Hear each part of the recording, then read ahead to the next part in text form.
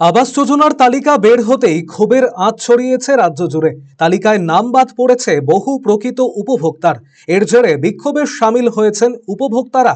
তালিকায় নাম না থাকায় এবারে ক্ষোভের সঞ্চার মালদার মানিকচকের শেখপুরা এলাকায়। যাদের পাকা বাড়ি রয়েছে তাদের নাম রয়েছে আবাস যোজনার তালিকায়, এমনই অভিযোগ গ্রামের বাসিন্দাদের। অসহায় করুণ অবস্থার মধ্যে দিন কাটছে তাদের। আবাস যোজনার তালিকা খতিয়ে দেখে যোগ্যদের তালিকার অন্তর্ভুক্ত করার দাবিও তুলেছেন গ্রামবাসীরা। আমি টাটির বাড়ির জন্য অভিযোগ জানিয়েছিলাম, তা আমি বাড়ি কেন পাবো না? সার্ভে হয়েছিল? হ্যাঁ, একবার হয়েছিল। একবার হওয়ার পর আর ইনকোয়ারি হয়নি। আমাকে বলেছিল যে আপনার বাড়ি হবে, অবশ্যই অবশ্যই আপনার বাড়ি হবে, আপনার বাড়িতে টাটির বাড়ি, আপনার বাড়ি হবে। তারপরে দেখা যাচ্ছে বাড়ি কাটা আছে। কেন আমরা কি বাড়ি পাবো না? বাড়ি পাওয়ার যোগ্যতা না নাকি? আচ্ছা, কেন বাদ দিল? কেন বাদ দিলে আপনি স্যার কেমন করে বলবো? ওটাই ও তো বলে গেছে কি না আপনার হবেই। তো এখন কিভাবে বাদ গেল? এখন দেখা যাচ্ছে আমার নাই। আমার তো টাটির বাড়ি, আমার তো পাকা বাড়ি না। কারা পাচ্ছে? যাদের ছাদের বাড়ি আছে, যাদের বাড়ি আছে, পাকা বাড়ি আছে, তারা পাচ্ছে, আমি তো পাচ্ছি না। তা আমার বাড়িতে দেখে গেছে, তা আবার কেটে দিয়েছে কেন? আমি তো গরিব মানুষ। কারা দিচ্ছে না? কারা করছে এগুলো?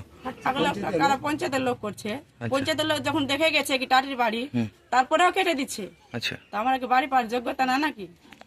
এ বিষয়ে স্থানীয় গ্রাম পঞ্চায়েতের প্রধান ঠিক কি জানিয়েছেন শোনাবো আপনাদের। দেখুন, আপনার মুখে আমি এই অভিযোগটা শুনলাম, এই কথাগুলো শুনলাম। যদি কেউ কাঁচা বাড়ি আছে অথচ পায়নি, তারা নিজেদের অভিযোগটা জানাক, আবার দ্বিতীয়বার ইনকোয়ারি হবে এবং তারা নিশ্চয়ই পাবে। তাহলে প্রথমবার সার্ভে তারা বাদ কি করে পড়লো এবং পাকা বাড়ির নাম নথিভুক্ত কিভাবে হলো, কি মনে করছেন? ইনকোয়ারিটা যথাযথভাবে হয়েছে, ঠিক আছে। ওনারা আবার নিজেদের অভিযোগ জানান, আবার দ্বিতীয় ইনকোয়ারি হলে অবশ্যই পাবে।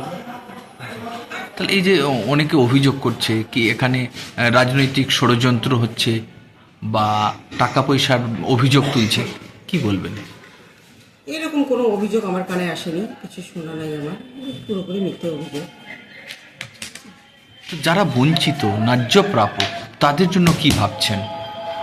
তারা রাজ্য যারা প্রাপক তারা নিজেদের অভিযোগগুলো জানান ঊর্ধ্বতন কর্তৃপক্ষকে। ঊর্ধ্বতন কর্তৃপক্ষ আবার ইনকোয়ারি করবেন এবং নিশ্চয়ই যাদের কাঁচা বাড়ি আছে তারা দ্বিতীয়বারের লিস্টে নাম আসবে এবং নিশ্চয়ই পাবে। না, ইনকোয়ারি তো সবসময় সঠিকভাবেই হয়। হ্যাঁ, সেই ক্ষেত্রে হয়তো কোথাও তো কিছু একটু গণ্ডগোল হয়েছে বা দ্বিতীয়বার যখন ওরা অভিযোগ করে তখন নিশ্চয়ই তারা পেয়ে যাবে।